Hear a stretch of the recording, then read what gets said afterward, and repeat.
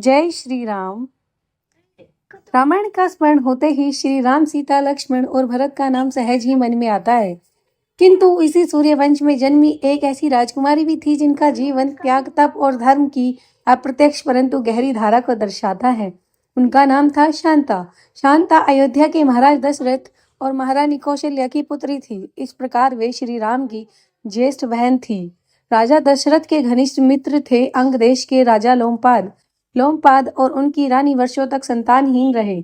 जब उन्होंने अपनी व्यथा राजा दशरथ से कही, तब मित्रता और करुणा के भाव से प्रेरित होकर दशरथ ने अपनी पुत्री शांता को लोमपाद को दत्तक रूप में सौंप दिया। यह घटना शांता के जीवन की पहली परीक्षा थी।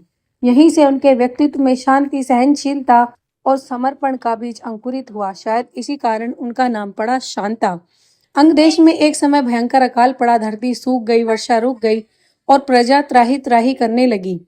तब ऋषियों ने बताया कि यह अकाल तभी समाप्त होगा जब महर्षि ऋष्यशृंग अंग देश में प्रवेश करेंगे।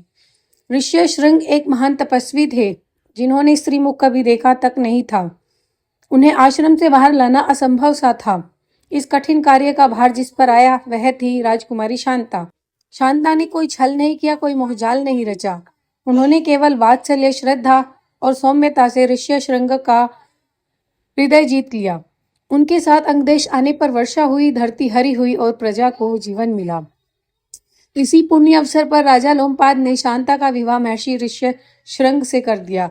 यह विवाह केवल दो व्यक्तियों का नहीं बल्कि तपस्या और गृहस्थ धर्म का मिलन था। उनका जीवन सेवा, संयम और साधना का प्रतीक बन गया। बहुत कम लोग जानते हैं कि श्री राम के जन्म में भी शांता की भूमिका अप्रत्यक्ष रूप से जुड़ी है। जब राजा दशरथ पुत्र कामिष्टि यज्ञ करना चाहते थे, तब उसी यज्ञ के लिए ऋष्यशृंग को आमंत्रित किया गया। यज्ञ संपन्न हुआ और उसी के फलस्वरूप राम, लक्ष्मण, भरत और शत्रुघ्न का जन्म हुआ। इस प्रकार शांता केवल राम की बहन ही नहीं बल्कि उनके अवतरण की पुण्य कड़ी भी थी। शांता रामायण में अधिक बोलती नहीं दिखती। वे युद्ध में नहीं उतरती, वनवास में साथ नहीं जाती, राजनीति में हस्तक्षेप नहीं करती। फिर भी उनका जीवन यह सिखाता है कि हर महान कथा तलवार से नहीं, कुछ मौन त्याग से भी बनती है। त्याग बिना शौर्य के भी महान होता है। धर्म केवल युद्ध भूमि में नहीं, गृहस्थ जीवन में भी साधा जाता है। राम की बहन शांता ऐसी राजकुमारी जिसने पिता का आदेश धर्म समझकर स्वीकार किया।